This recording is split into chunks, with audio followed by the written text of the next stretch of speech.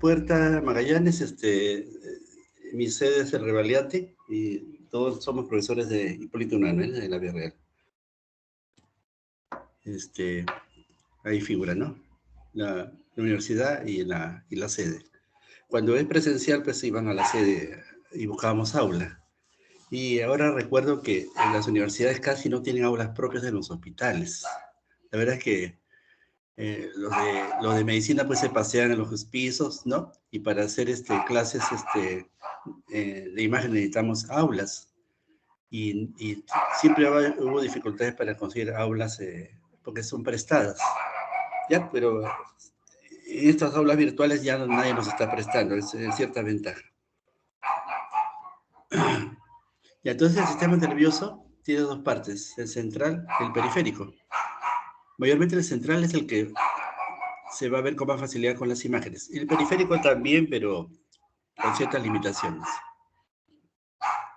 Entonces, los iniciales SNS es sinónimo de sistema nervioso central, incluye el encéfalo y la médula espinal. Y nuestro sistema nervioso está muy protegido, el central, porque está rodeado siempre por hueso, ¿no? El cerebro está dentro del cráneo y la médula está en el interior de la columna vertebral, el canal raquídeo. Y además, todo el sistema nervioso está protegido por la meninge y el líquido cefalorraquídeo. Si no, estaríamos expuestos y fácilmente se dañaría el sistema nervioso. Sin embargo, el sistema periférico no está rodeado por hueso ni tiene líquido cefalorraquídeo que lo proteja, que son los nervios, ¿no? Los iniciales son SNP. Los únicos que están dentro de una cavidad ósea serían los pares craneales, que son 13 pares craneales, ¿no? Desde el olfatorio hasta espinal, ¿no? Pero los demás todos están expuestos, porque salen de la columna vertebral hacia los brazos, las piernas, el cuello, las vísceras. El gran nervio ciático es el más grande, ¿no? Por el exterior.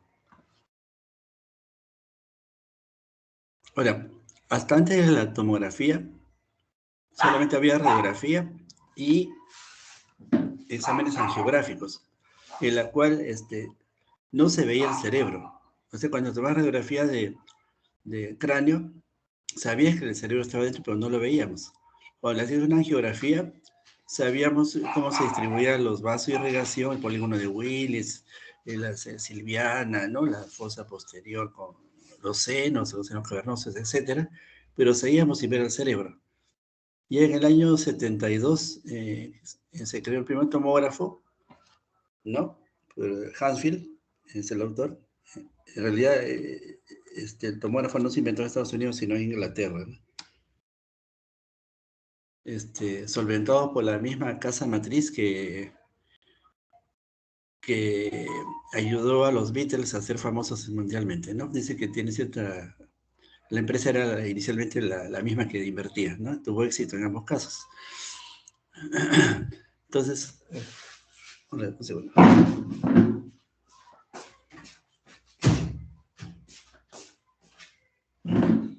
Ya, entonces, lo asombroso fue que por primera vez se veía el cerebro en los años 70. Ya en los años 80, entra a tallar la resonancia magnética, la cual ya pues es lo más demostrativo que tenemos hasta el momento, con todas sus secuencias y fases.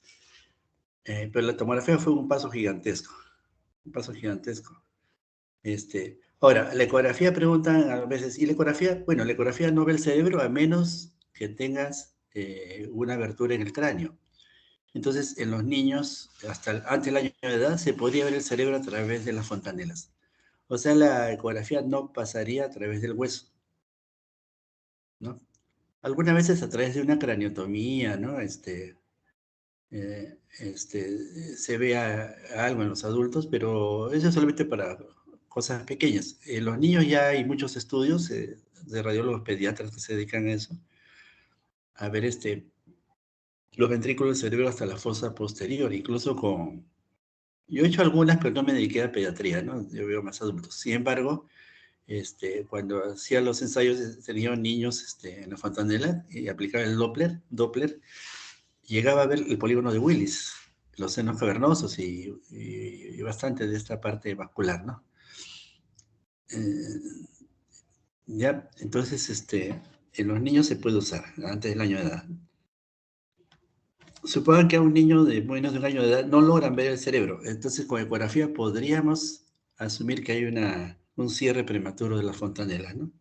Bueno, acá. La primera, lo blanco es el hueso, como siempre saben, en tomografía, ¿no? De densidad ósea. Esto está en una ventana para parénquima cerebral, no en ventana para hueso. Si le pongo ventana para hueso, el hueso se hace más nítido y el cerebro se pone muy oscuro. Entonces noten que este es un corte hacia la parte más alta del cráneo. Entonces el lóbulo frontal llega hasta arriba, ¿ya? No es que se pierda, llega hasta arriba. Entonces, la línea media que divide los hemisferios es la voz del cerebro con dura madre. Ahí está con la flecha. Y ahí la vena se llama seno sagital superior. O sea, hay una vena que acompaña la voz. ¿Ya? Los lóbulos frontales son dos. Calota se llama el cráneo. Es la otra forma de decir cráneo, ¿no? El hueso. Ya, entonces hacia atrás estaría el lóbulo parietal, hacia adelante el lóbulo frontal. Ya. Ahora, ahí ven que dice sustancia gris, sustancia blanca.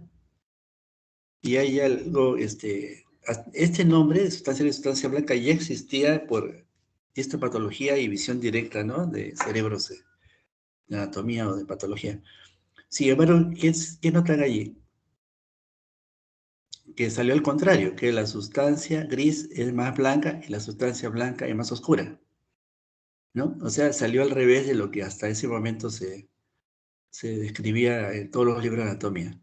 Pero nada más eso es una cosa lógica por la forma en que se adquieren las imágenes, ¿no?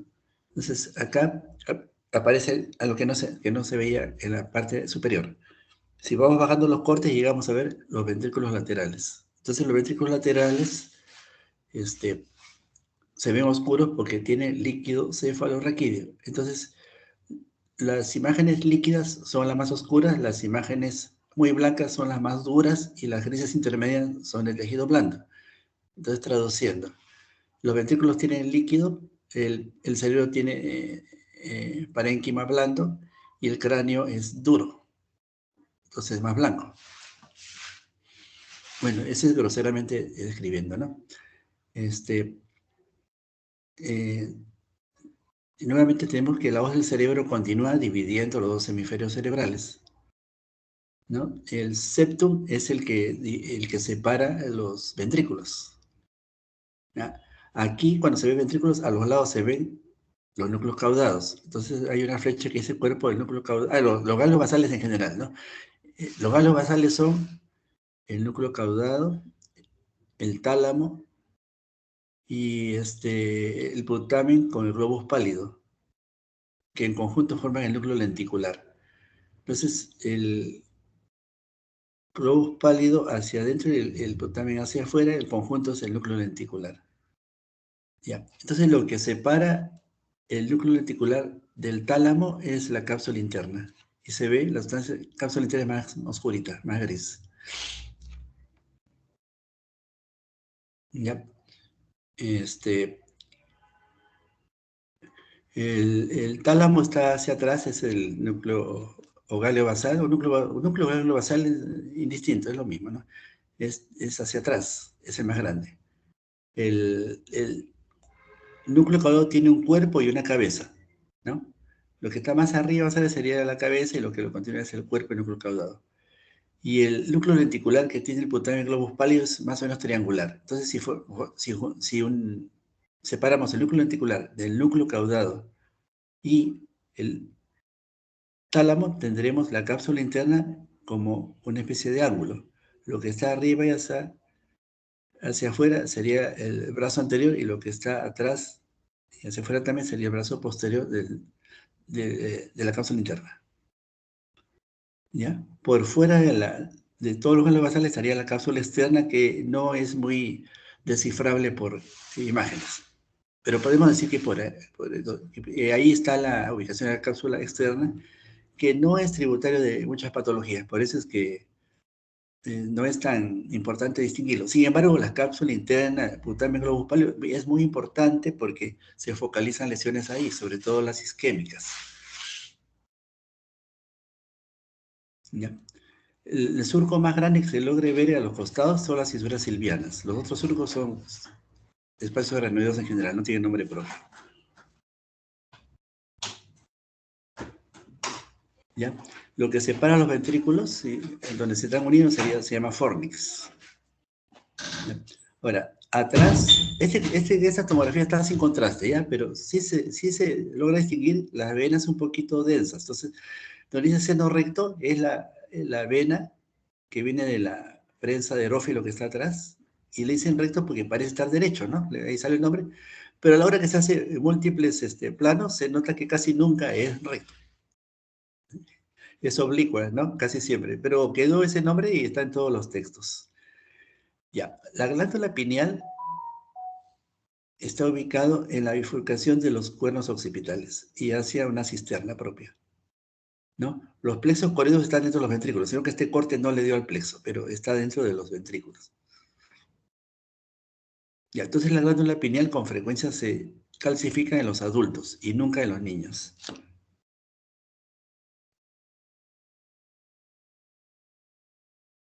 Ya, este corte es más abajo, este corte más arriba. En realidad este corte está entre los dos primeros.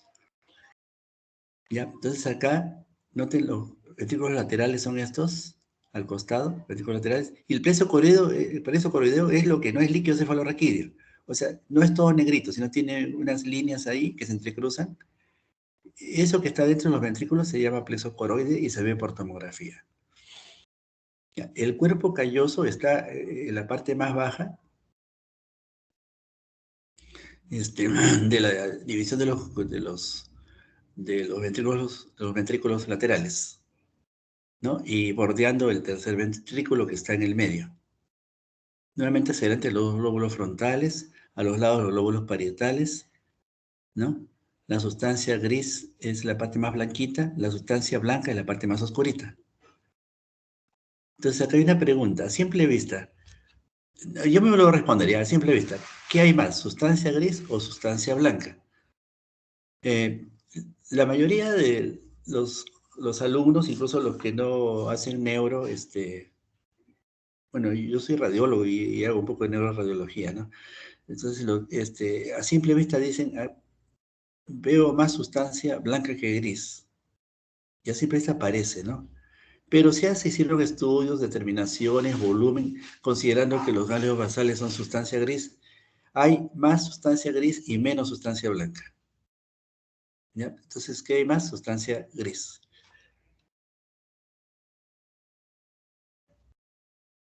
Acá hemos bajado el corte tomográfico. Estos son imágenes axiales siempre, ¿no? Se entiende. O sea, axial es lo que es a través de nuestro eje vertical. Entonces, si hemos bajado un poco más, llegamos a la base del cráneo. Por eso que vemos mucho hueso.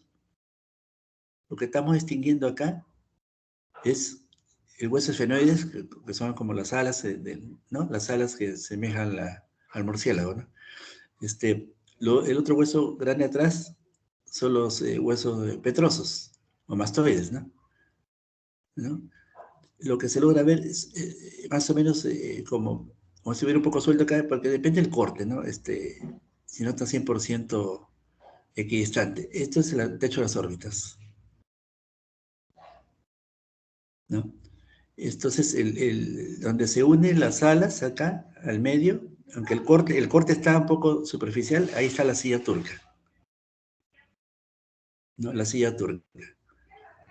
¿Ya? Entonces, peñasco y temporal es lo mismo. El peñasco tiene aire, acá está la parte oscurita. Los senos, acá un puntito negro adelante, el frontal sobre todo se logra ver en los cráneos, también tiene aire, normalmente. ¿Ya?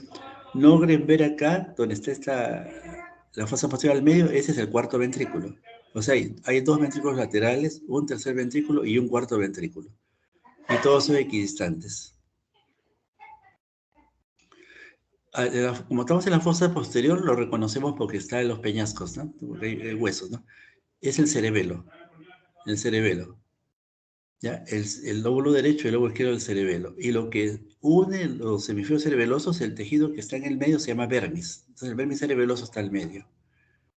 Y lo que está detrás, que le explicamos creo hace un momento, es la cisterna magna, a donde confluyen la prensa aerófilo y el seno recto.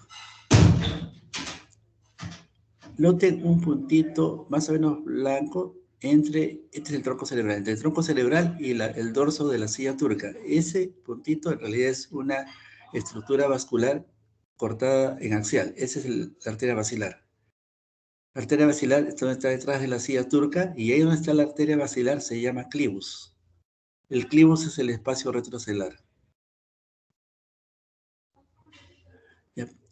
Esta tomografía no tiene contraste, pero la línea que se logra ver con la flecha aquí sería la densidad más o menos visible de la arteria cerebral media. La arteria cerebral media va a los costados. Vamos a la siguiente. Entonces, esto es lo que todos ustedes deben haber visto antes de lo que son las imágenes radiológicas, tomográficas, de resonancia. Es lo que está en cualquier atlas, ¿no? Entonces, lo que ustedes vieron una y otra vez en el atlas de neuroanatomía, y también en piezas anatómicas que todos hemos visto, ¿no? En la mesa eh, de los paraninfos, donde nos hacían las prácticas. Es esto, ¿no? Acá noten que el corte de la derecha no es a la misma altura que el de la izquierda, ¿ya? Para ver algunas estructuras, en otras no. Ya, por ejemplo, en el lado derecho está más pronunciado el valle silviano. ¿Ya? El fornix es el tejido que está en el medio donde están los ventrículos, ¿no? Donde está la bifurcación de los ventrículos. Detrás de la glándula pineal que ya señalamos, hay una estructura que a veces se ve y a veces no, que se llama el ganglio de la vénula. O sea, la pineal y el ganglio de la vénula están en línea, los dos. ¿Ya? Este abultamiento que se ve en lo que sería el cuerno occipital del ventrículo lateral derecho es un plexo coroide, que mientras no se calcifique se ve con dificultad en la tomografía. En la resonancia se ve con un poco más de facilidad. ¿Ya? Todo lo que está pegado al cuerno frontal es el núcleo caudado. ¿Ya? El más grande acá atrás, pegado a la parte posterior del tercer ventrículo, y justo por debajo de los ventrículos laterales es el tálamo. Es el tálamo. ¿Ya? Ahora, se puede profundizar más acá, pero resulta que el capítulo que estamos haciendo no es neuroanatomía. O sea, podríamos extendernos demasiado en esto, pero no logramos ver todito en la tomografía. Entonces, lo más usual y básico, ¿no? Que se logra ver. Por ejemplo, las cisternas. Se ven muchas cisternas en la tomografía de resonancia, pero no todas. No todas, de acuerdo al plano, a la forma, al corte. ¿Ya? Esta es la cápsula interna, ¿ve? Tiene un ángulo. La cápsula externa para afuera.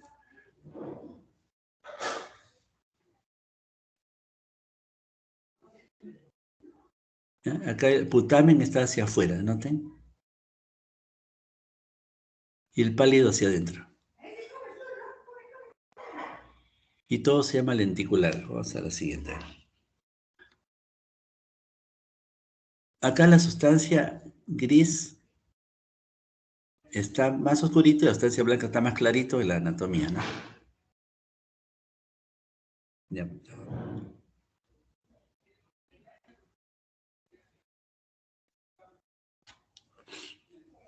Esto es el polígono de Willis visto de un atlas, ¿no? De angio cerebral. Antes de la tomografía se usaba bastante, incluso cuando yo he sido alumno interno, y ya cuando entré a la residencia, cuando ya llegaban los tomógrafos, primeros tomógrafos, se usaba con mucha frecuencia las angiografías cerebrales. Y con eso hacía muchos diagnósticos, con eso entraban los neurocirujanos. La verdad que tiene que tener mucha experiencia y mucho tino con la clínica, más las imágenes angiográficas. ¿Ya? Se llama polígono de Willis porque tiene una forma poligonal, ¿no? Entonces carótidas internas al ingresar al cráneo se convierten en una curva que se llama sifón. Entonces, cuando el sifón carotídeo emerge hacia el cráneo y se pone exactamente por encima de la silla turca, da la rama de la arteria silviana derecha, la arteria silviana izquierda y las arterias cerebrales anteriores. Y hacia atrás, las comunicantes posteriores. Las comunicantes posteriores se unen a la arteria cerebral posterior de cada lado y forman el polígono. Las arterias cerebrales anteriores, que son ramas de los sifones carotídeos, se unen por la arteria comunicante anterior. O sea, hay una comunicante anterior y dos comunicantes posteriores. A su vez, la carótida tiene 7 segmentos, pero no se preocupen mucho. 7 segmentos se habla desde el cuello hasta que llega al cráneo, ¿no? Son 7 segmentos.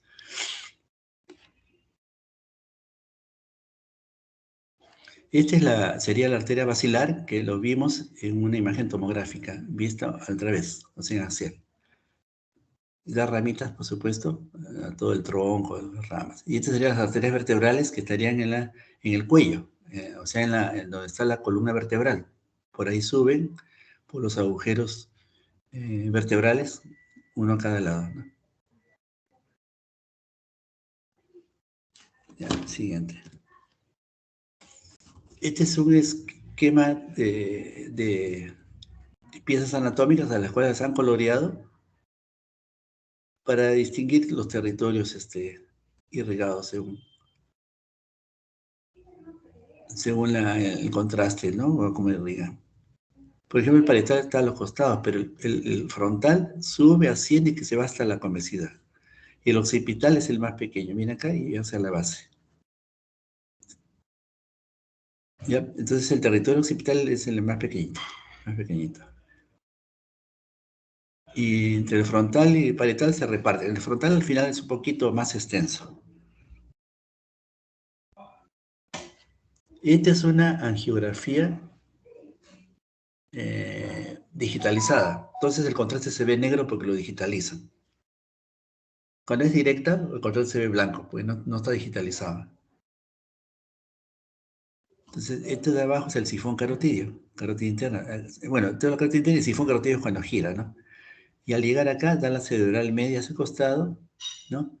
Y cuando se va hacia la derecha, acá y dice coil, o sea, ha habido un aneurisma o algún problema vascular y le han puesto un clipaje. De la arteria cerebral anterior. Noten lo trabajoso que sería hacer un mapeo por angiografía convencional. Si uno ingresa, incluso yo he hecho algunas, ¿sabes? Pero ya no me atrevería, o ingresas por el cuello, o sea, le insertas una aguja Seldinger en la carótida del cuello, ¿ya? Y le inyectas. Supongo que este es del lado izquierdo. ¿Qué te sale? Todo del lado izquierdo, pero te sale el derecho. Y eso ya ahorita sería impensable, ¿no? Y si dices, bueno, no, por el cuello no, solo te queda el brazo o la pierna. Entonces entran por la arteria femoral, la ingle, el muslo, y el catete más grande que hay para angiografía, ascienden por toda la aorta hasta el callado.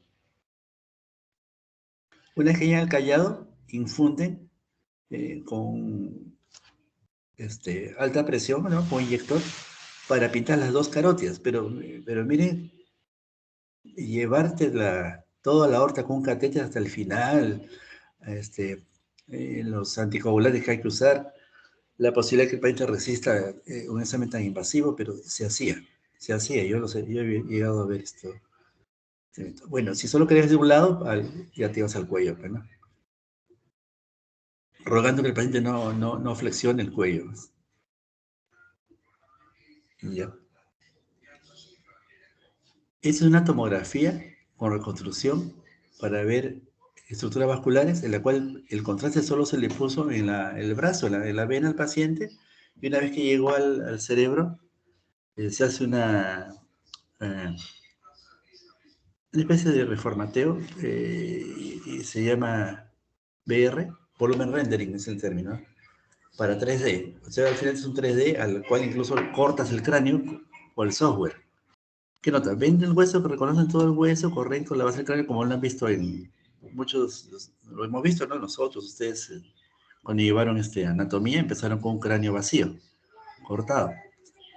Ven las fosas temporales, ven los huesos frontales, el esmoides acá adelante, ¿no? La silla turca. Pero lo que están viendo acá es la arteria cerebral anterior izquierda, la arteria cerebral anterior derecha, la comunicante anterior, la arteria cerebral izquierda, la arteria cerebral derecha, la comunicante posterior derecha, la comunicante posterior izquierda, la arteria cerebral posterior izquierda, la arteria cerebral posterior derecha, con un poquito de dificultad acá la basilar.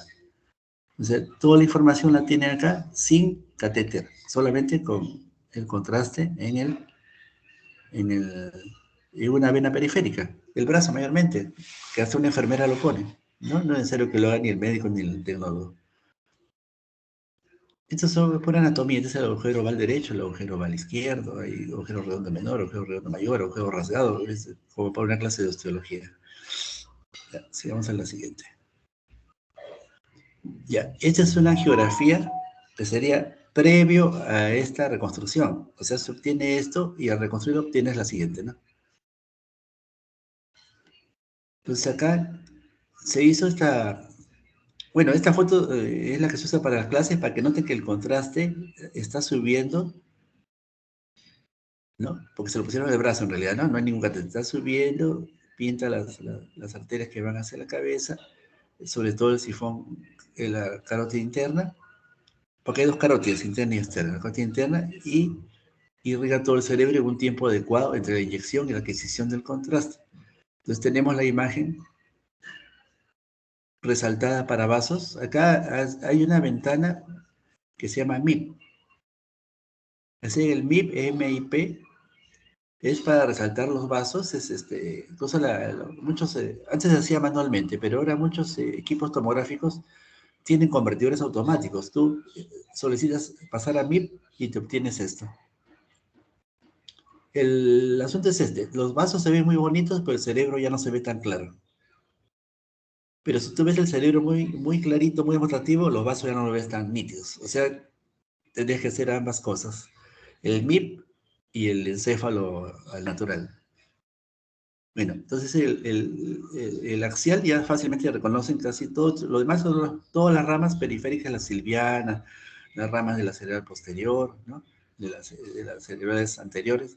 Lo que sigue la cerebral anterior se unen en la cara adelante la comunicante anterior se llama arterias pericallosas que siguen las callosas marginales, no son frontales, pericallosas, callosas marginales. Acá en el perfil se nota algo que se ve con dificultad en el axial. Este no se llama perfil sino sagital. Ese es el seno recto. Ya, vamos al sagital. El seno recto lo tiene acá, la prensa de aerófilo abajo y la vena de Galeno adelante. Acá, una curvita. Entonces, esta adquisición es muy buena para ver venas. Tal es así que lo que están viendo acá es el seno longitudinal superior, el seno longitudinal inferior y las venas de Trolar, así se llaman. Las que unen el seno superior con el seno inferior. Y esto no es así tan fácil como quiero ver los vasos directos. Si tú quieres hacer perfecto los dos exámenes de arteria y venas, le toman en dos tiempos distintos. Si le toman precozmente, se verán mejor las arterias y poco las venas. Si esperas unos 10 a 20 segundos, quizás 30, las arterias empezarán a despintarse y se verán mejor las venas. Entonces, si el examen solicitado quiere ver mejor las venas que las arterias, entonces tenemos que hacer las secuencias. Eso ya es parte tecnológica, no es para que lo descifre alguien de pregrado o alguien que ni siquiera es de la especialidad, ¿no? Pero se entiende que hay fases, que son tres: arterial, venosa y capilar, ¿no? Entonces, a veces se usan las tres. o sea, un barrido precoz, otro barrido intermedio y un tercer barrido tardío. Entonces, capila se ve puritas, vasitos pequeñitos y no ven los vasos principales. Si quieres ver un angioma venoso, entonces harás una fase venosa. Ya, pasemos al siguiente. Ya, esta es una angiografía, perdón, es una tomografía con contraste y con reconstrucción para angiografía cerebral. Entonces, la flecha está señalando una interrupción en la arteria silviana derecha. Por lo tanto, hay un trombo. Y en la imagen para parénquima se veía un infarto cerebral. O sea, se podría distinguir la zona de reblandecimiento del cerebro y dónde está la obstrucción. Entonces, algunos neuroradiólogos muy especializados logran llegar a arterias selectivas con los catéteres muy especiales. Ya son intervencionistas puros para repermeabilizar la arteria obstruida o ponerle un anticoagulante directo, ya, pues, ya es método invasivo, ¿no?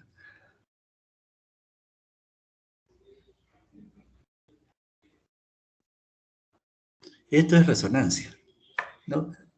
Vean la diferencia en tomografía,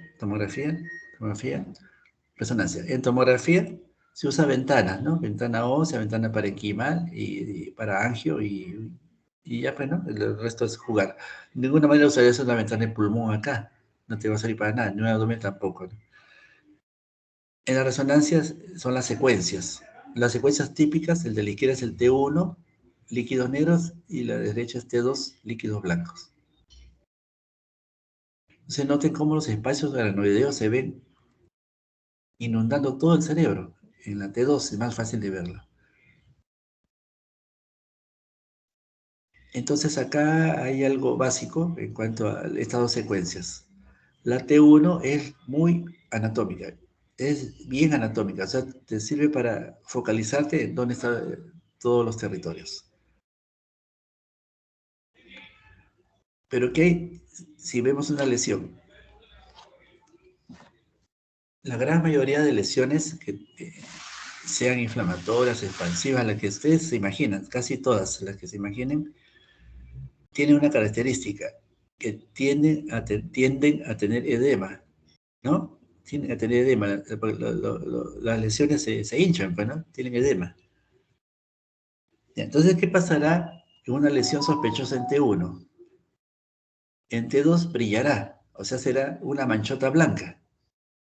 Mientras en el T1 ven una pequeña lesión oscura, en el T2 ven una alarmante lesión blanca, que se acerca mucho al líquido que rodea el cerebro. Entonces, la T1 es para ver anatomía y sospechar la lesión, y la T2 para ver las lesiones, pero con pérdida de un poco de la anatomía fácil de ver en la T1. Entonces se complementan. T1 anatomía, T2 lesiones, ¿no? Pero hay una tercera que es la combinación, que es el flare. El flare es un T1, perdón, no, el flare es un T2, corrijo, el flare, se escribe FLAIR, es un T2 a la cual sustrae los líquidos fisiológicos, el flare.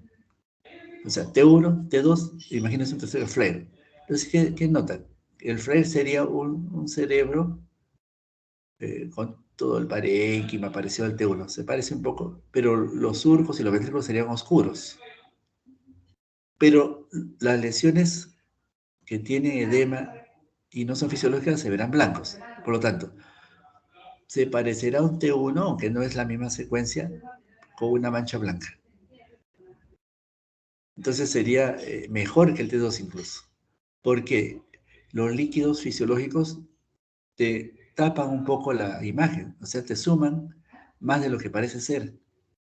Entonces te estorba ver tanto líquido, demasiado líquido, ven acá por todos lados, te ha inundado. Entonces sustrae ese líquido y lo que parezca líquido ya no es fisiológico, es patológico. Entonces se llama flare. Esta es una imagen nuevamente de un atlas, en la cual ven el lóbulo frontal, el lóbulo parietal ¿no? Y lo que está viendo acá es el cuerpo calloso, ¿no? El tálamo acá abajo, el tercer ventrículo encimita. Este es el tronco cerebral acá abajo, arriba la protuberancia abajo el bulbo, y arriba de la protuberancia el mesencéfalo.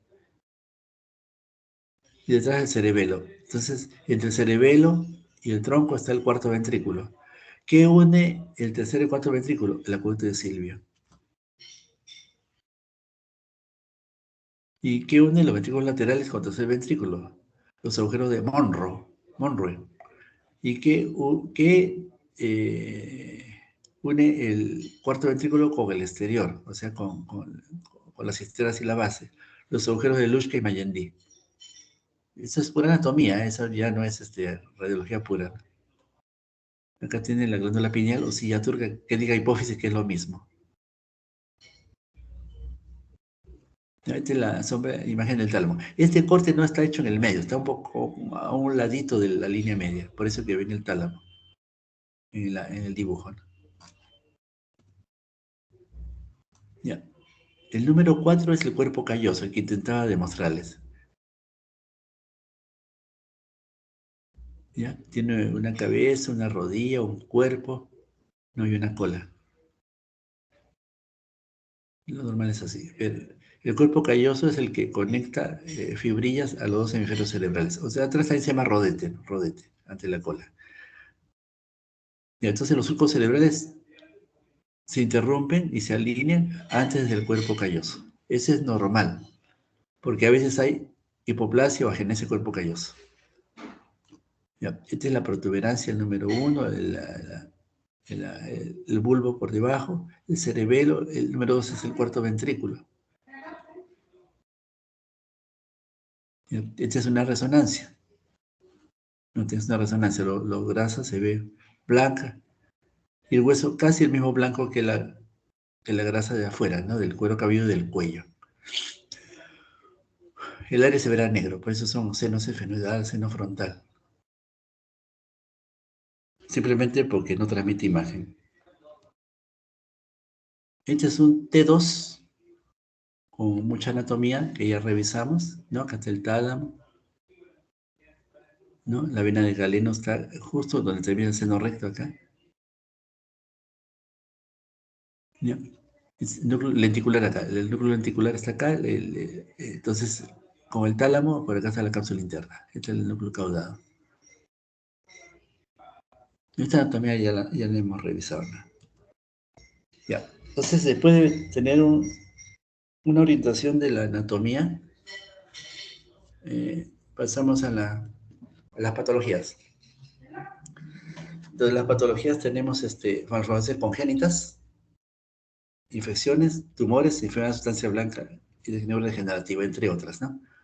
Congénita es porque nació con alguna malformación. Vascular cerebral, lesiones isquémicas, hemorrágicas, vasculopatías, flebotrombosis. Infecciones, abscesos, parasitosis, cisticerco más frecuente.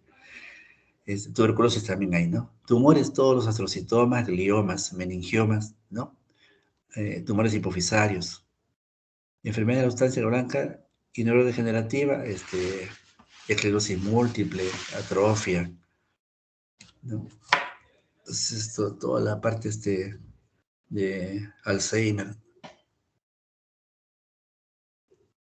que también es muy amplia. Malformaciones congénitas, la primera parte, puede haber anomalías en el cielo del tubo neural. Si no se cierra bien, el cerebro se sale, se llama encefalocele. Malformación de Chiari es cuando parte del contenido se va hacia el canal raquídeo. Mielomeningocele es cuando en el canal raquídeo sale o la meninge o parte de la médula. Anomalía de organización hemisférica, agenesia cuerpo calloso, hemos mencionado esa posibilidad.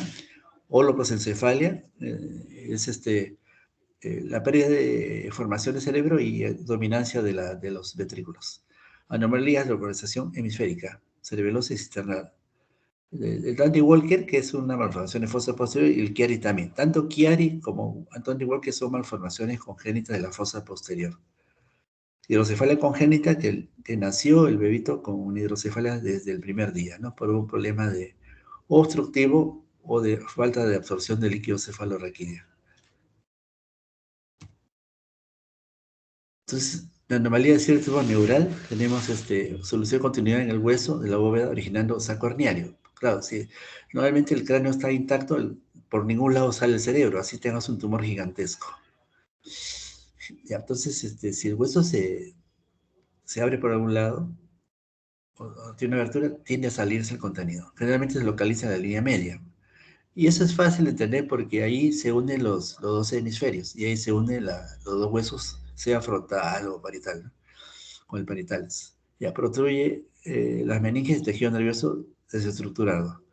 Más frecuente es en el occipital la posibilidad que en el frontal. Se acompaña de microcefalia casi siempre, de forma la morfología ventricular, o sea que no hay futuro en el niño con esto, porque sin encéfalo es un vegetal prácticamente, ¿no? Esto sería un encéfalocele. Noten la flecha, que el cerebro con meninge y todo se está saliendo como una cola, encéfalocele occipital, porque el cráneo no cerró. Al no cerrarse, entonces se protruye. ¿Ya? Si el cerebro fuera todo normal y solamente la lesión craneal, podrían cerrar el cráneo, el cirujano tendría que reubicar el parénquima adecuadamente y hacer una plastía. Entonces, anomalía del cierre del tubo neural, malformación de Chiari y mielomeningocele. Malformación de rombocefalia compleja, signos de formación del cerebro y del tentorio, elongación del desplazamiento caudal del cuarto ventrículo de forma tubular, herniación del vermis y amígdalas hasta C3. Normalmente el vermis y amígdalas no llegan ni a C1, o sea, cervical 1, a través de un agujero occipital insuficiente, ¿no? Aumenta el volumen del espacio supratentorial con descenso de los lóbulos occipitales, o sea, se cae el cerebro. Fosa posterior pequeña, con o sin mielomeningocele. Hidromielia es la transformación hídrica del interior de la médula espinal. Es lógico, ¿no? Hidromielia. Ya.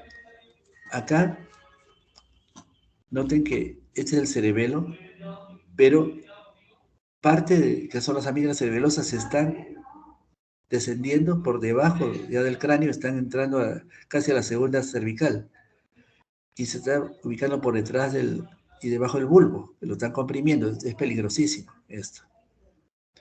¿Qué más sucede? El tentorio, que normalmente es más o menos recto, está caído.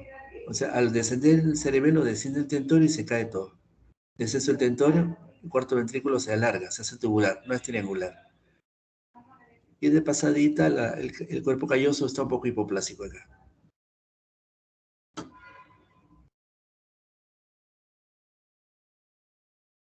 Ya, bueno, a mí la meningocele no está acá en la foto. No entró, está más abajo. Este es un Arnold Chiari. Hay dos, tres, uno, ¿no? Este es el número 2. Ya. Otra patología es la genesia del cuerpo calloso. Ausencia de toda parte del cuerpo calloso. Alteraciones morfológicas de los ventrículos. Las astas anteriores finas, estrechas. Tercer ventrículo agrandado, elevado. Astas posteriores anchadas. ¿Qué obtenemos? Una imagen en rana de posición de salto. Entonces, los surcos corticales de la cara interna en rayos de sol radiante, separación de la arteria pericallosa y vena cerebral interna. O sea, falta algo en el centro y todo se deforma, ¿no? A ver, ¿qué vemos acá? No hay cuerpo calloso. No está. No está por ningún lado. Y los surcos, hasta el último. Llegan hasta la base del piso y acá viene el tronco, ¿no? Entonces, no hay cuerpo calloso. ¿Y qué pasa si le hacemos un No, esta es bueno, es difícil explicarles en ecografía porque hay mucho entrenamiento a través de la fontanela. El cuerpo calloso debe ser una estructura acá, separando los ventrículos. Entonces, no encontrarán el cuerpo calloso. Esta es la fosa posterior. Y esta es la imagen en rana. Rana en posición de salto. Si se acuerdan, el cuerno frontal con el occipital eran simétricos, ¿no? El tercer ventrículo era bastante delgado. ¿Qué nota de acá? Que los cuernos occipitales se dilataron, los cuernos frontales quedaron delgaditos y el tercer ventrículo se ensanchó. Entonces, pareciera que el tercer ventrículo fuera un cuerpo y las cuernos occipitales serían patas, dando la imagen que se suponía como si fuera una rana en salto. Las astas frontales sería la pata delantera, muy pequeña. El tercer ventrículo que sería el cuerpo, y las astas posteriores, muslos voluminosos, serían los cuernos occipitales. Esta es una especie de hidrocefalia, pero que no compromete los cuernos frontales. Lo que más se dilata son los occipitales, se llama colpocefalia. Entonces, la colpocefalia es la complicación de una agenesia del cuerpo calloso. Ahora vamos a otra malformación que se llama el Dandy Walker. Ya, toda esta grabación lo tienen ustedes, se lo voy a enviar al delegado, no se asusten, que es muy amplio esto, ¿no? Ya, anomalía semiferia cerebelosis tenar, malformación de Dandy Walker, malformación de Chiari 1, malformación de Dandy Walker, así se escribe. Gran dilatación quística retrocerebelosa en continuidad con el cuarto ventrículo y en oportunidad de ausencia del vermis cerebeloso, o sea, es pura fosa posterior. Y con todo esto se produce una hidrocefalia supratentorial. Entonces, le hacen la ecografía transfrontal que notan un gran espacio de líquido cefalorraquídeo en la fosa posterior y parece no haber cerebelo. Entonces, incluso no hay vermis. Y a veces hasta parece comunicarse al tercer ventrículo, o el cuarto, quiero decir. Entonces, este es un Chiari en la cual hay demasiado líquido cefalorraquídeo cisternal en la fosa posterior y poco cerebelo y no ven el vermis. Y esta sería la tomografía de un paciente idéntico. Esto que están viendo acá es lo poquito cerebelo que tiene. El cuarto ventrículo está en comunicación con todo el espacio aracnoideo y no hay vermis. Y esto, lógicamente, condiciona una alteración del circuito del líquido cefalorraquídeo. Y esto que están viendo acá son los cuernos temporales de los ventrículos laterales, que normalmente nunca se ven. Ver cuernos temporales es signo de hidrocefalia. No verlos es normal. Entonces acá hay una hidrocefalia supratentorial, vista desde la base del cráneo. Este es un Dandy Walker. Dandy Walker. Dandy Walker vista en perfil. Un cerebelo chiquito y todo líquido cefalorraquídeo. Lleno de líquido cefalorraquídeo en la fosa posterior. No hay vermis. ¿Ya? No hay vermis. ¿Ya? Este es el cuerpo calloso que sí está intacto. Tercer ventrículo que está dilatado. Faltaría ver más arriba, ¿no? Pero lógicamente debe haber hidrocefalia. Entonces acá lo drenan, ponen un dren utilizan los neurocirujanos, derivación ventrículo peritoneal le llaman, ¿no? DVP, para descomprimir, ¿no? Ya. A veces se confunde, por eso lo repito una y otra vez, del Dandy Walker con el Chiari. El más común es el Chiari 1. No es lo mismo. En el Dandy Walker hay líquido cefalorraquídeo de acceso, en el Chiari no. Acá lo que hay es hernia a las amígdalas hacia el canal medular. Se asocia con impresión basilar, o sea, la base del cráneo. Asimilación del atlas, o sea, se pega el atlas la base del cráneo. O sea, no hay separación. Síndrome de Klippel-Feil es la unión de las vértebras cervicales, así se llama, Klippel-Feil. Colapso de la cisterna magna, por lo tanto es al revés que el Donny Walker, ¿no? Donde se dilató. Elongación y deformación del tronco encefálico, hidromielia y hidrocefalia en el Chiari. Hidromielia es la transformación hídrica de la médula espinal. Entonces, acá estamos viendo un Chiari donde, ya lo había mencionado previo, lo estamos repitiendo. Entonces, el cerebelo como que se cuelga y se mete al canal raquídeo. Esto está en T1, por los líquidos son negros. Entonces, en la columna vertebral cervical y dorsal, noten que la médula espinal está llena de un surco negro. Como es este uno, este es líquido. Entonces, la médula parece un tubo de agua, ¿no? De líquido cefalorraquídeo. Es una hidromielia, ¿no? Que es consecuencia de una Arnold-Chiari de larga evolución. Si esto fuera T2, se vería todo esto blanco. ¿Ya? Hidrocefalia congénita es el aumento intraventricular de volumen del líquido cefalorraquídeo con aumento en la presión por obstáculo dentro del sistema ventricular. Ya, clasificación. Obstructivo o no comunicante y obstructivo no comunicante y obstructivo comunicante. Por ejemplo, una estenosis del acueducto de Silvio sería un no comunicante. Cualquier hemorragia sería un comunicante. Entonces, los no comunicantes tienen un nivel de obstrucción y las comunicantes no tienen un nivel de obstrucción que tú puedes decir, acá está tapado, ¿no? ¿Ya? El comunicante es que todos los ventrículos se comunican hasta el final. Ya, la hidrocefalia no se debe confundir con la dilatación, malformación o residuales por atrofia. Lógicamente, un joven y un niño tendrán los ventrículos chiquitos y un anciano tendrá los ventrículos grandes simplemente porque el cerebro se fue envejeciendo y por compensación los ventrículos se dilatan. Eso no es hidrocefalia. La hidrocefalia es cuando se dilata y no corresponde al volumen cerebral.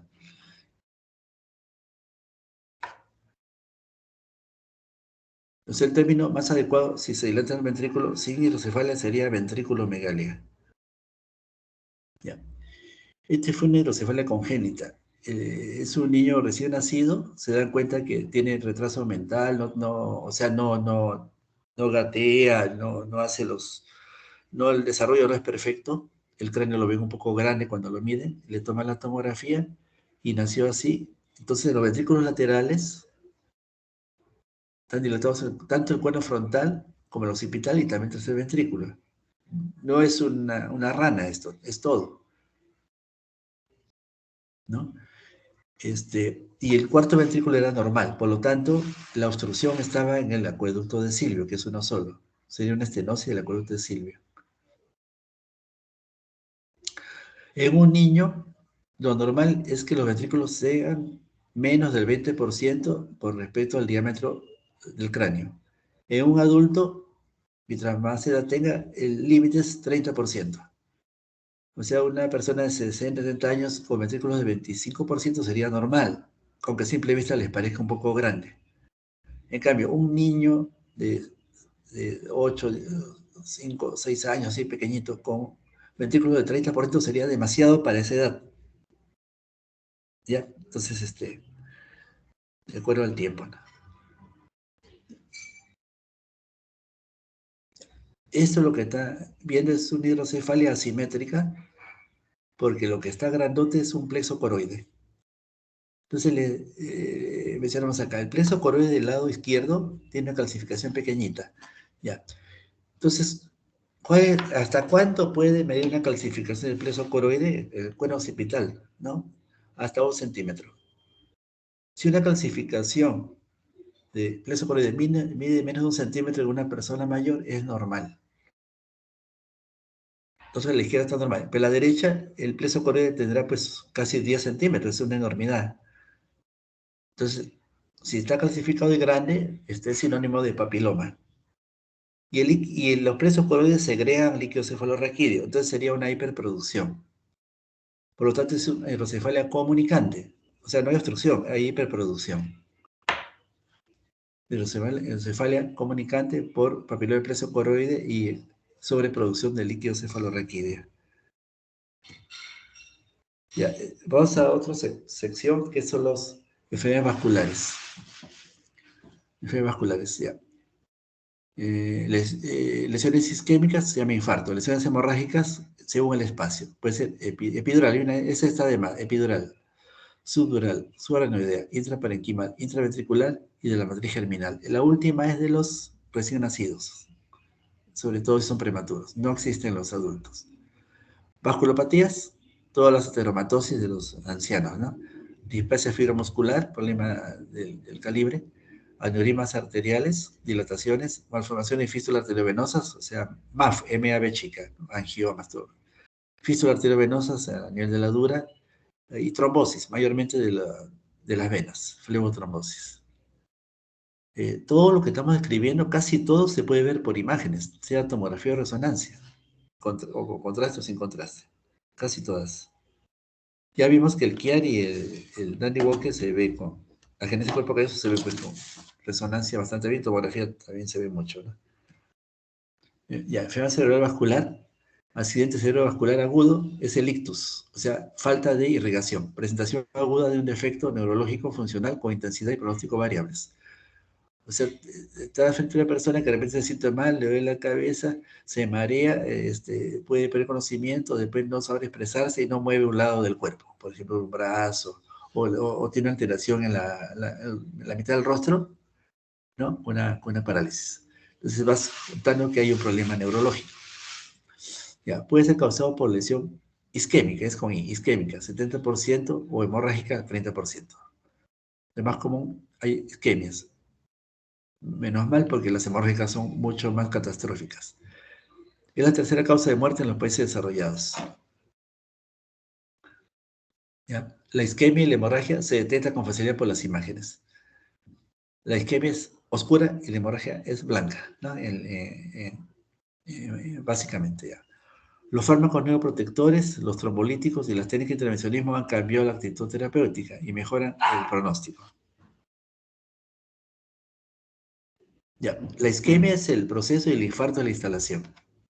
Se origina por obstrucción de una arteria interrumpiendo el suministro de sangre incluso con oxígeno, que ya vimos una imagen de reconstrucción. Entonces, oxígeno, glucosa, otros metabolitos no llegan al tejido nervioso. Deja de funcionar, originando síntomas y signos neurológicos sobre el territorio que irriga la arteria. Ya, enfermedad vascular cerebral, isquemia, infarto. Hay un vaso comprometido, puede ser más denso que el lado no comprometido. Es en tomografía.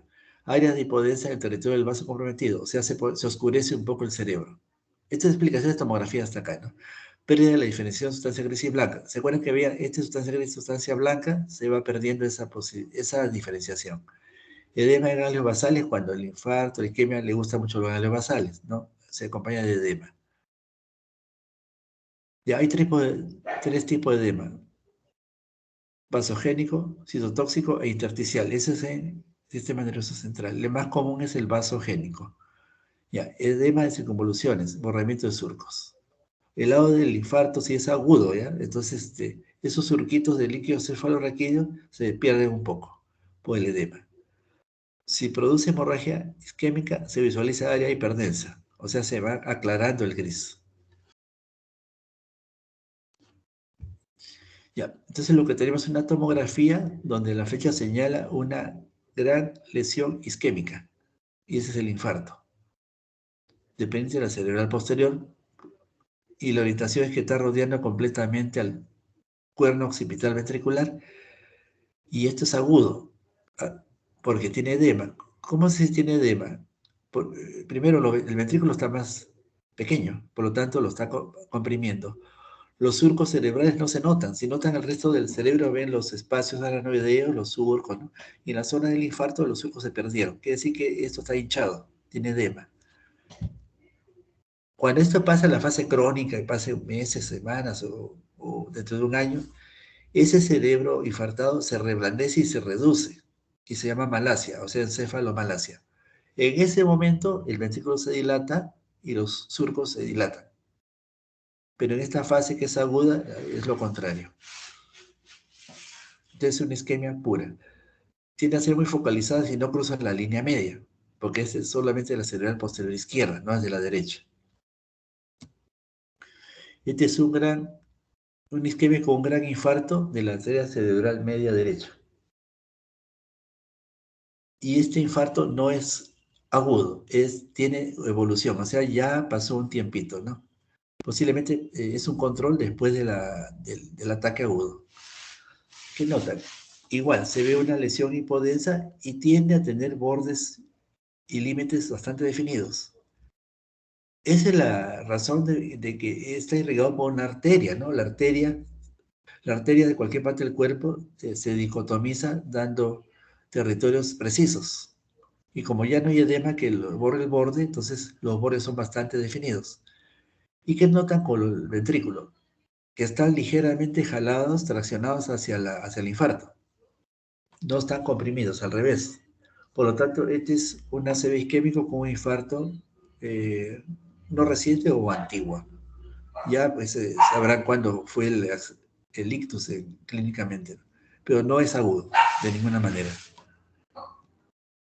Ya, ahora vamos a las hemorragias. La hemorragia se produce cuando se rompe una arteria o vena y sale la sangre. Ingresa al parénquima o los espacios del líquido raquídeo, según donde encuentre el espacio.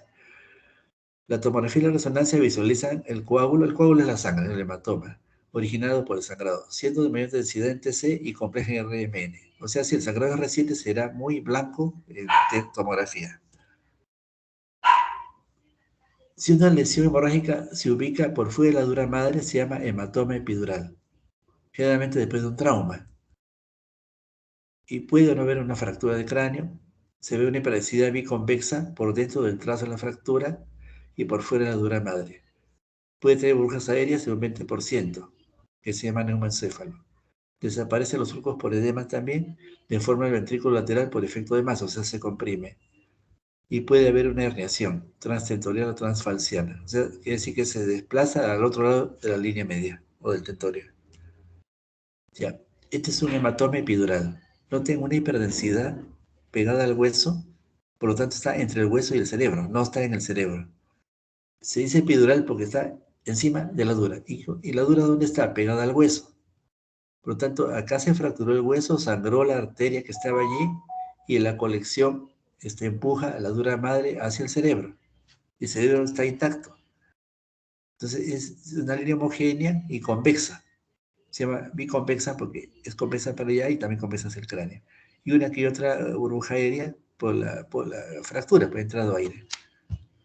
Y en la otra imagen, la flechita blanca señala la fractura del escamal temporal. El escamal temporal es el hueso más delgadito del cráneo. Entonces, un golpe a ese lado es más posible la fractura que un golpe en el frontal del occipital.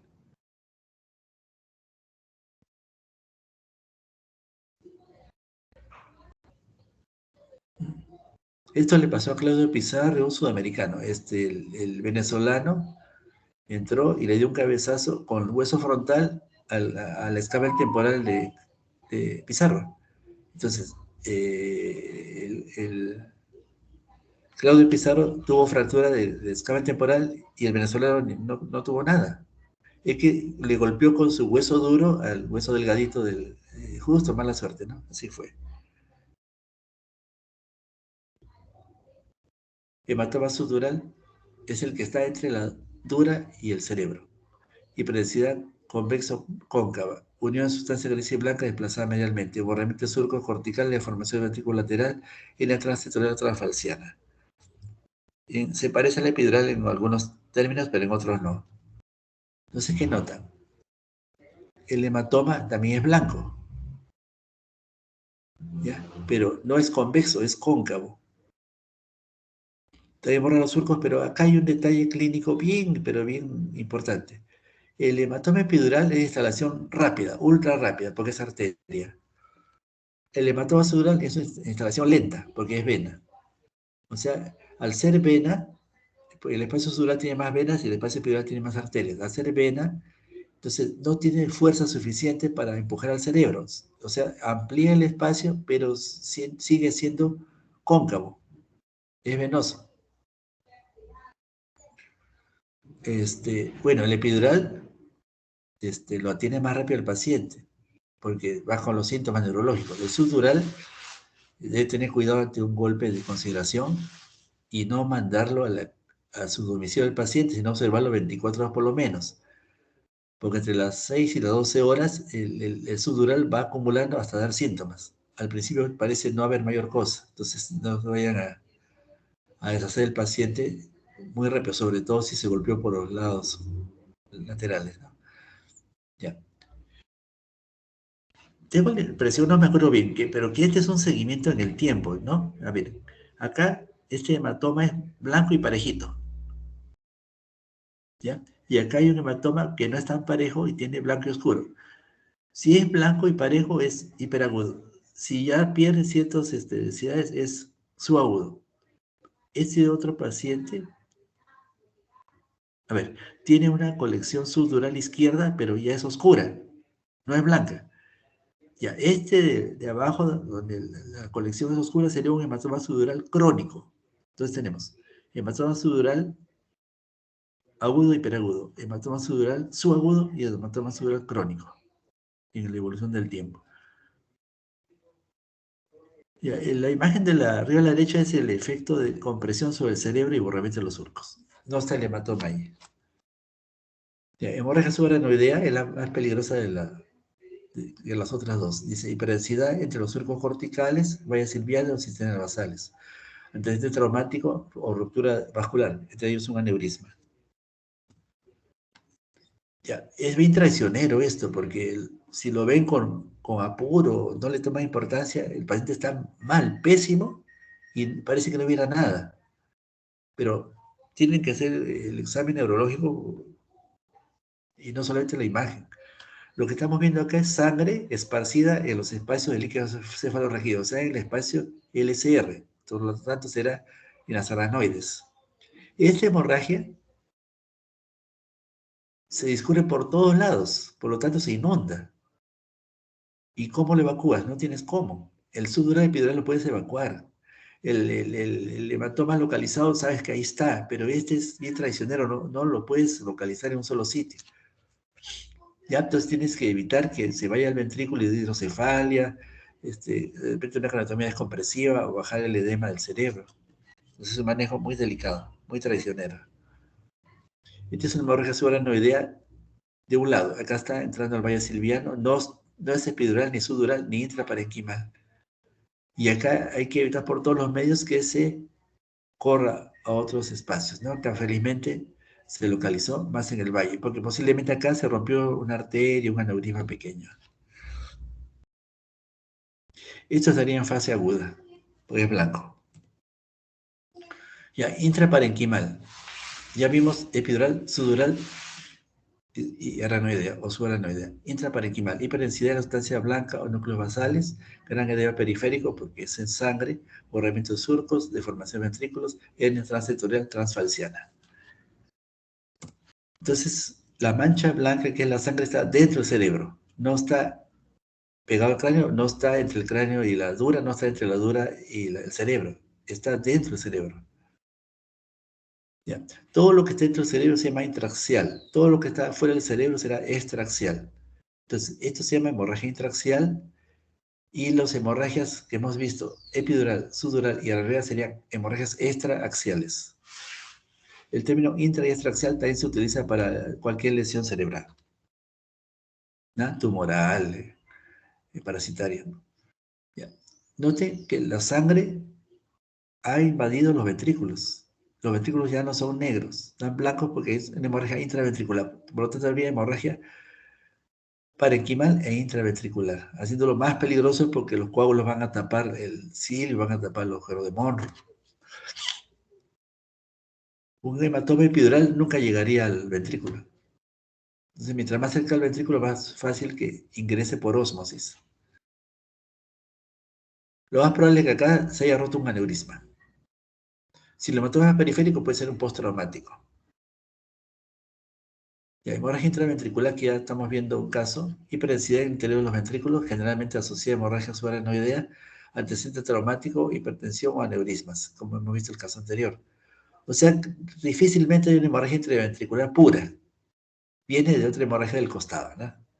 Del lado. Entonces ve una hemorragia intraventricular severísima, ¿no? Entonces, incluso que hay nivel hidroaéreo, hemorragia intraventricular. Otros cortes no nos dicen si hay por fuera, ¿no? Pero lo más probable es que haya habido una hemorragia muy pegada al ventrículo y ingresó.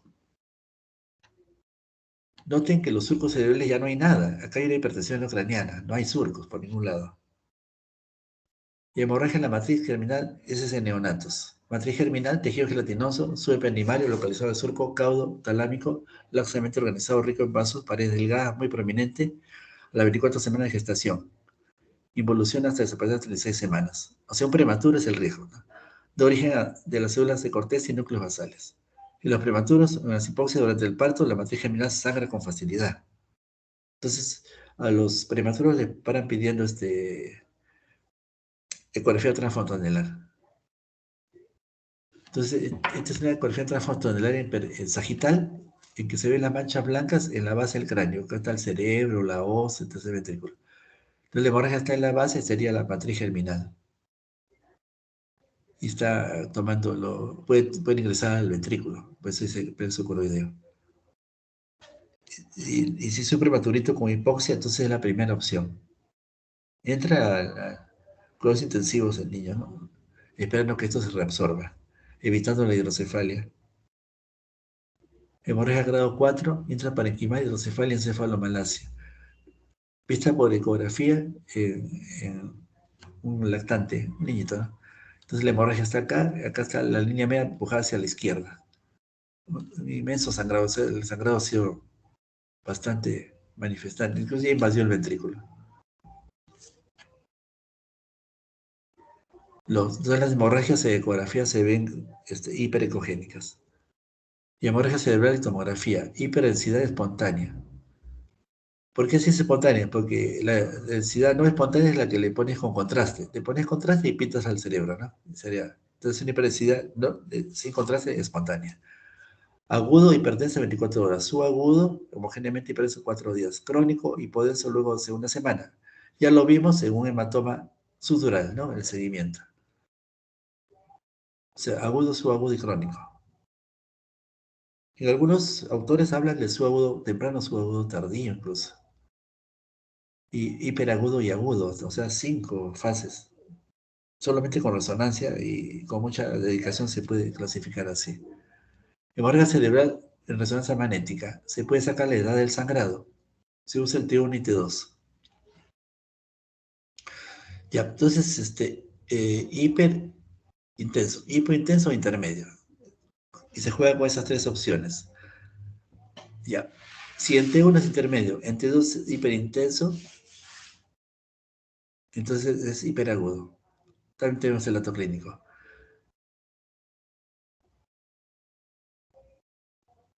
Ya, si es intermedio e hipointenso, o si intermedio T1 e hipointenso T2, es 24 horas es agudo. O sea, le hacemos seguimiento y vemos que va cambiando. Su agudo temprano, hiperintenso e hipointenso, o sea, blanco y negro, 2 días. Subagudo temprano, ya. Subagudo tardío, los dos son blancos. El subagudo tardío es el más fácil de diagnosticar porque son manchas blancas en las dos secuencias. Ya estaríamos en el cuarto día. Y la gran mayoría de pacientes se toman controles cuando está llegando a la zona, a subagudo tardío. Ya crónico, hipointenso en las dos, o sea, oscuro, cualquier secuencia. Entonces ya tiene más de una semana. La nemotecnia es IB, ID, BD, BB, DD, que le sacaron hasta una canción con ritmo, creo que country en Canadá, ¿no? AB, en inglés, ¿no? AB, ED, BD, BB, Dudu, algo así. ¿Mm? La I es intermedio, la B es blanco, la D es dark, de oscuro, dark, con inglés, ¿no? Dark, que es la última. Ya, listo, la edad del sangrado. Lógicamente el paciente está desmayado. Usted se pregunta, ¿cuándo se desmayó usted? No te contesta, pues ya. Entonces, la resonancia te puede decir, este paciente tiene una hemorragia de una semana, listo. O está en el cuarto día. ¿Y cómo sabes? Porque es blanco en las dos, pues, ¿no? Eso. Es una angiografía convencional en la cual se logra ver un saco aneurismático, aneurisma sacular donde termina la arteria carotidia, o sea, el sifón. Lo que está acá abajo es la arteria carótida interna, el cuello, después ingresa al cerebro, hace un giro y cuando ya está terminado hace un aneurisma. Aneurisma es una dilatación arterial, ¿no? Por encima del calibre normal. Si tiene un 50% más sobre el calibre normal, es definitivamente un aneurisma. Acá tiene 300%, posiblemente el triple de la... ¿Ya? Acá, por ejemplo, es un MIP, o sea, MIP, cerrando todos los vasos para que resalte el aneurisma. También el sifón carotidio, acá está la flecha. Sifón carotidio, una angiografía convencional. Y ahora pasamos al MAF. ¿Qué es el MAF? Es una malformación arteriovenosa. Para que se cumpla el término MAF necesita un nido. ovillo vascular, o sea, varios vasitos juntos. Una arteria nutricia, o sea, una arteria típica que la alimente. Y una vena de drenaje, es una vena por donde desagua todo el MAF. Este es un MAF, a nivel parietal izquierdo. ¿Ya? Entonces se ve un nido de vasos agrupados, con arterias, venas y arteriolas, ¿no?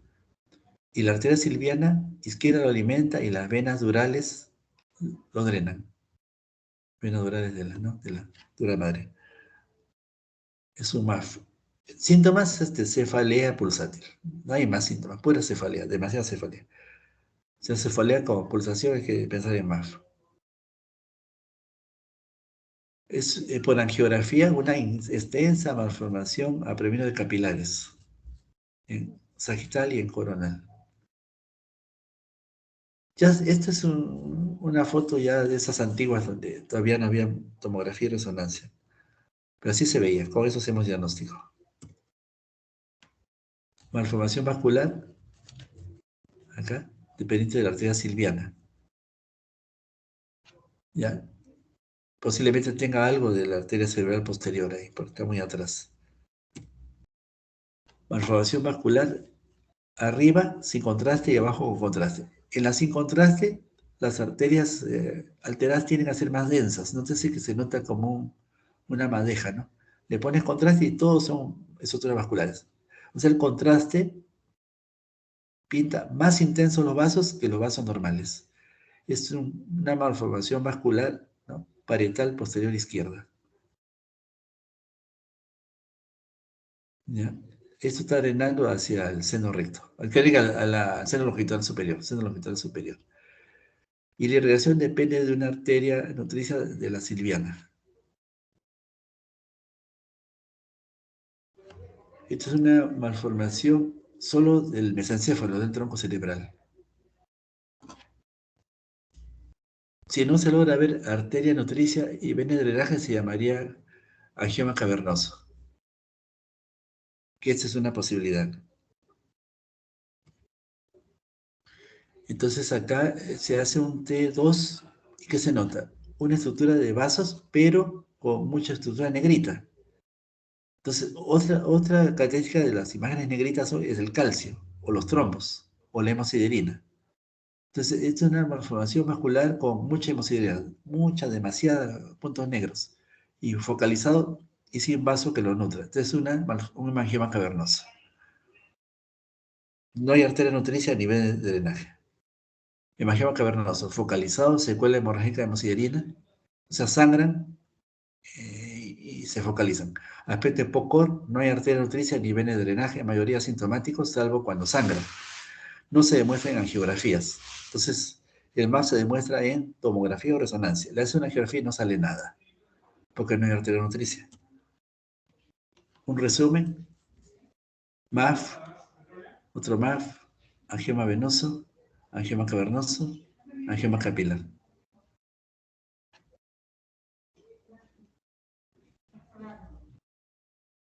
Fístula arteria venosa dural, comunicación arteria venosa se produce en el espesor de la dura madre, o sea, pegadito a la dura madre.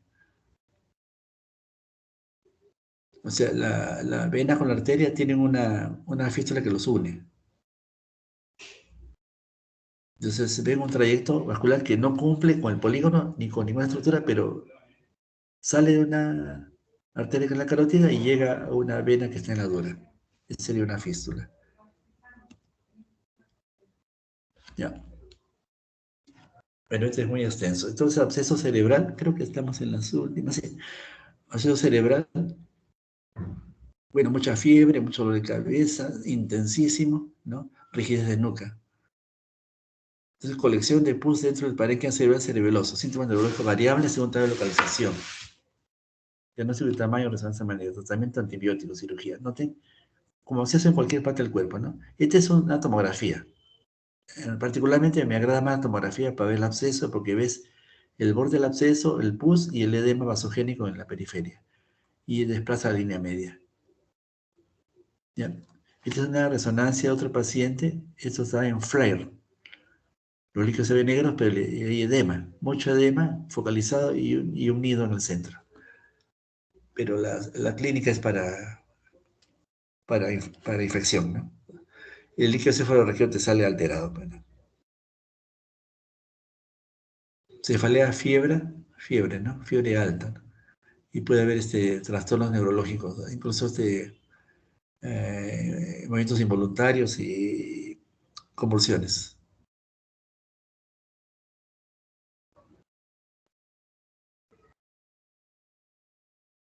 Vamos a saltar esto, ya. Este es un absceso, note la forma circular, el edema periférico, empuja las estructuras y la instalación es típica infecciosa. Proceso supurativo focal dentro del parénquima cerebral con patogenia y etiología diversa. Complicaciones más graves de infecciones de cabeza y cuello. Desarrolla una colección de pus rodeada de una cápsula bien vascularizada. También acá, la cápsula. Bueno, una pieza anatómica, ya drenaron el absceso y quedó la cápsula y la cavidad del absceso. Mientras más deprimido, inmunodeprimido sea, más posible hacer múltiples abscesos.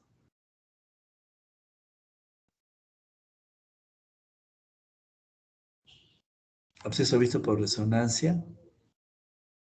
Como es un T2, este es T2 el líquido, ¿no? Entonces el contenido es más o menos blanco, y el edema también, y la membrana. En el contraste a otro paciente, la membrana se realza, el edema periférico y el contenido de la pus.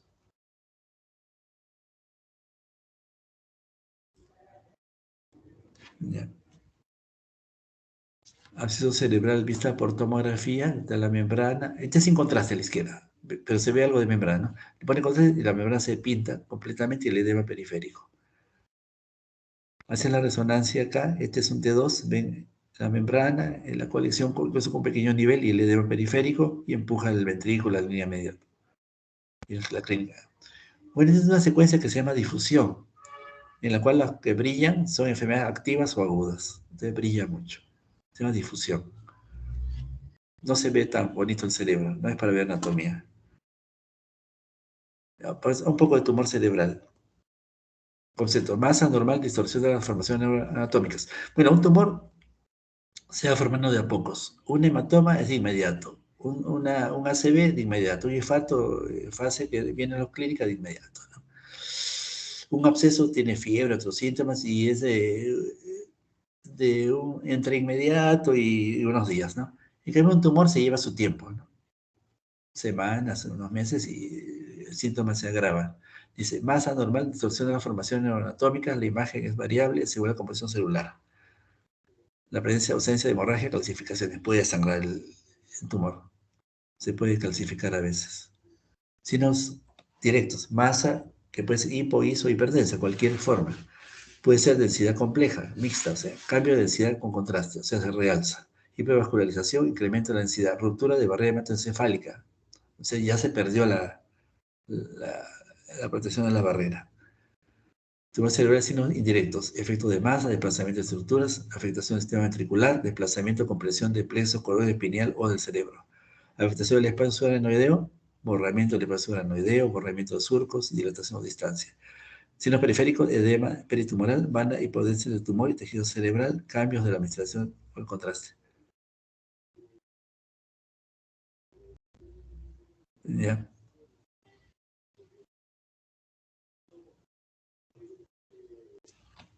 Bueno, esta es una lesión que ocupa un espacio.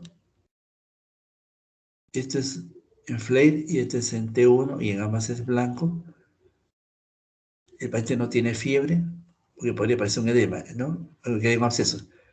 Algo de edema, ¿no? Entonces, una lesión que va creciendo tiende a ser de esta forma, poco a poco desplaza estructuras y no hay un síntoma prodrómico de fiebre, no, tampoco golpe, entonces te vas quedando con tumor. El término glioma es el más común para abarcar todos los tumores. Después se hace glioblastoma o astrocitoma, y ya son algunas características especiales.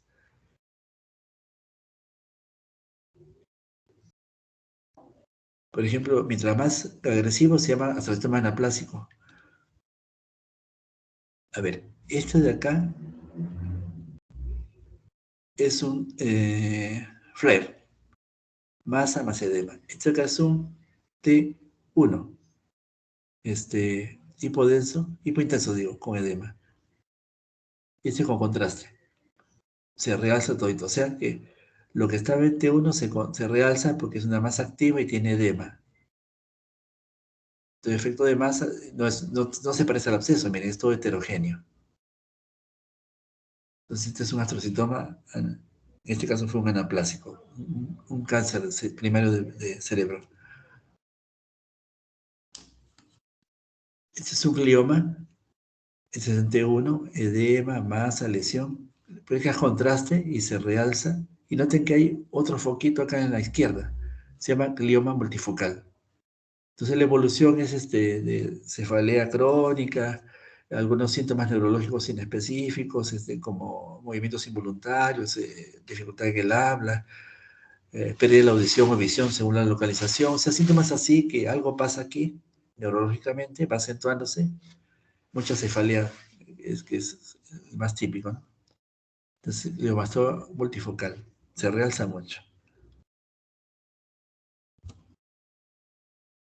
El astrocitoma puro es dentro de los tumores, el menos agresivo, ¿no? Entonces, está ubicado aquí, en la sagital izquierdo. Esto es flare y este es T1. Entonces, oscuro, blanco, blanco. Entonces, la lesión no cruza la línea media en este caso.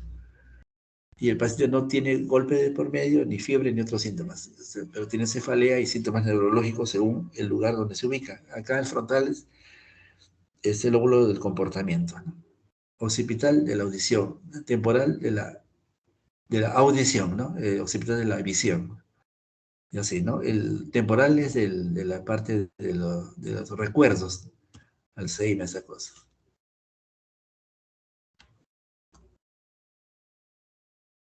Ya, esta es en la fosa posterior. Tiene una forma más o menos quística, entonces fue un astrocitoma cerebeloso. Sin embargo, hay una patología que se llama, creo que lo tomo más adelante, un hemangioblastoma se parece a esto. Hemangioblastoma, no sé si estará ahí.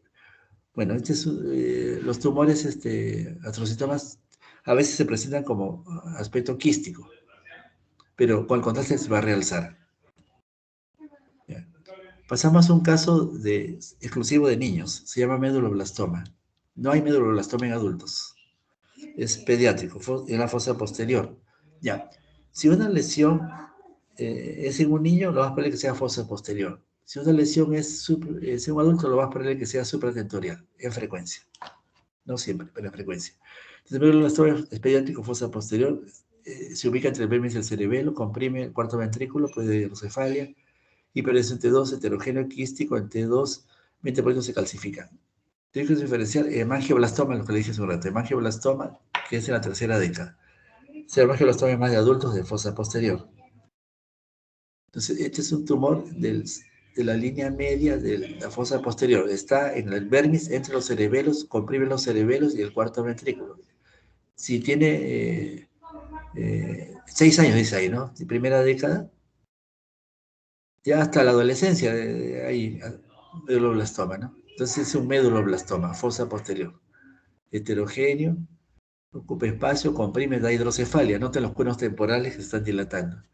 Acá solucionan el tumor, lo resecan, ponen una derivación con un catéter, un DBP, y es radiosensible, es radioterapia, y hay casos, la mayoría, que viven muchos años sin recidiva. Felizmente este meduloblastoma es bastante manejable. Ya, un poco de espectroscopía, que esta es la final ya. Ya. Metabolismo cerebral en vivo, formación bioquímica no invasiva. ¿Qué es la espectroscopía? Es hacer un trazado. Creo que se hizo esta clase en introducción de lo que es resonancia, ¿no? Dice, la espectroscopía por esa magnética realizada a través de la determinación de hidrógeno, porque es hidrógeno lo que se usa acá. Saben que en la resonancia se usa hidrógeno en todos los resonadores, pero se pudo haber usado fósforo, se puede haber usado nitrógeno, lo que sea, pero no tenemos mucho pues, hidrógeno por todos lados, porque el hidrógeno es la base del agua, ¿no? Ya, es una técnica no invasiva, permite determinar en vivo los protones que se encuentran en el cerebro, en condiciones normales y patológicas. Se considera una técnica provisoria para la evaluación. O sea, hay mucho estudio actualmente sobre esto, ¿no? No hay demasiado metabolismo. O sea, la espectroscopía es para ver el metabolismo, ¿no? Y además no hay sustancias radioactivas, no hay radiación. Ya, el cerebro se encuentra en forma normal, los metabolitos, y cuando son anormales damos trazado alterado, ¿no? La cuantificación del espectro es compleja. Se usa la comparación y relaciones entre los diferentes metabolitos. Entonces, esta es una espectroscopía. Lo que están dejando acá, ubicaron la lesión acá, y noten que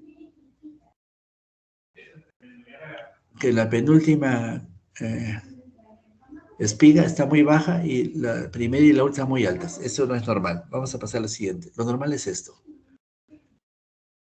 Acá hay partes por millón. 0, 1, 2, 3 y 4. Entonces, el del número 2 debe ser el que está arriba y los demás abajo. Este es normal. Este es N-acetil-aspartato, Na. Esta es la colina y la creatina. Entonces, estar arriba y estar abajo. Arriba y abajo. Bien alta la Na, N-acetil-aspartato, el 2 por millón, y la colina abajo, y la creatinina está en el número 1. Acá este es XY, ¿no? Este es Y, este es X, ¿no? La línea de ascenso debe estar en 1. La creatinina es la guía, ¿no? En esas actividades partes debe estar bien alto. Ya. ¿Qué sucedió acá? Le pusieron el caliper de la máquina en un tumor al cerebro. De uno de esos que hemos visto hace un rato. ¿Qué pasó con la NA? Se aplanó. ¿Qué pasó con la colina? Se disparó. La creatinina queda en su lugar. ¿Y qué apareció? Una espiga de lactato que no existía, que estaba casi escondida. Entonces, esto indica destrucción de parénquima sano y actividad de parénquima patológico. Tumor. Tumor con destrucción. Tumor con destrucción. ¿Ya? Entonces, el número 2 partes por millón se aplanó. ¿Ya? Mientras más se levante lo de la izquierda, es más necrosis. Mientras más se levante lo de la derecha, actividad agresiva. N-acetil-aspartato, 2 partes por millón. Creatinina es el buffer. Creatinina debe estar en 1 en la escala. Colina en 3.2 partes por millón. El minoxidil que estaba ahí escondido en 3.6. Entonces, en ese tipo de cayeron de destrucción. Por ejemplo, minoxidil, si se eleva, es la neuroglía, puede venir el Alzheimer. Entonces, esto ya escapa de la clase de pregrado, pero para que vean que con la espectroscopía se puede hacer estudios de Alzheimer, pacientes con dificultades de memoria, neuropatías diabéticas. Ahí hay más, el lactato, aminoácidos, alanina, glutamato, lípidos y acetato. Ahí están las líneas, 1.3 por millón, 0.9, 1.3, 2.2. Ya. Lo importante es que todos estos metabolitos deben estar escondidos, o sea, no deben distinguirse. Cualquiera de estos que sobresalga, hay una patología. Si en 1.3 sale lactato, son abscesos y necrosis. Por ejemplo, la alanina, si la alanina se levanta sobre el resto de los metabolitos, sería un meningioma. Alanina para meningioma y lactato para abscesos. Y así, ¿no? A ver, creo que es la última. Ya, terminamos la clase de hoy. Listo, fue la última clase, ya nos vemos en seminario, casos clínicos. Siguiente. Listo. Ustedes ponen el listado, por favor, porque yo no soy el organizador. Sí, doctor, no se preocupe, acá lo voy a descargar a la asistencia. Ya, Ya lo estoy le mando todo el PowerPoint, ¿ya?